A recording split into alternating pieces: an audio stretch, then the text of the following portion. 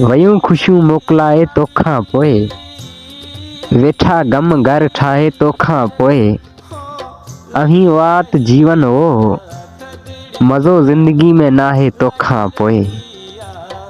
साईं मुंहिंजा शेर बने खां हाकम अली चांग जो लिखल ई नज़म अॼोके प्रोग्राम में शामिल कंदा हलूं। हाकम अली चांग लिखे थो त महबूब साईं, छो तूं असांखे जल्दी विसारे वेठे, अॼु बि तुंहिंजी यादि में सावण जियां अखियूं रोई ॾिनियूं आहिनि। ऐं शेर बने खां असांजो प्री प्यारो बहितरीन शाइर लेखक अब्दुल वहीद चांग ऐं प्रोग्राम में शामिल गमशाद चांग शेर बने खां अब्दुल वहीद चांग जो लिखल ई नज़म अब्दुल वहीद चांग लिखे थो, मुंहिंजे मन जा महरम तूं आहीं त किथे आहीं, तो बिन हयाती ॼण त सूरन जियां आहे, ॼण बि तुंहिंजी यादियुनि जे सफ़र में रोई ॾिनो आहियां। हा, रोई ॾिनो आहियां। सच जे पुछींद अॼु बि तुंहिंजी तस्वीर सां ॻाल्हियूं करियूं था, मयारूं ॾियूं था।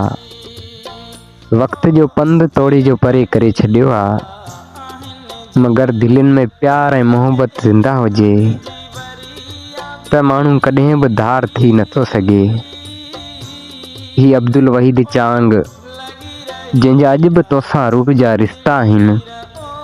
तूं भले सारी या विसारी तुंहिंजी मर्ज़ी, पर असां तोखे हिकिड़ो पल बि न विसारियो आहे, न विसारींदासीं।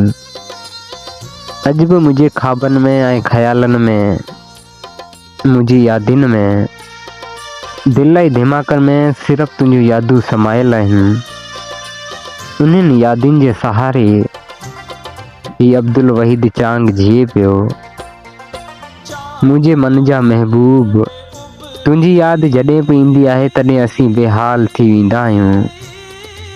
सोचनि जे समुंड में ॿुॾी वेंदो आहियां। छा कजे, तुंहिंजे दीदार खां सवाइ दिलि रहे नथी। जॾहिं बि दीदार थींदो आहे त रूह जा थक लही वेंदा आहिनि। कुझु वक़्तु तोखे न ॾिसंदो आहियां त ईअं महसूसु थींदो आहे ॼण त केतिरा साल गुज़री विया हुजनि। हा, ॼण त कई साल गुज़री विया हुजनि।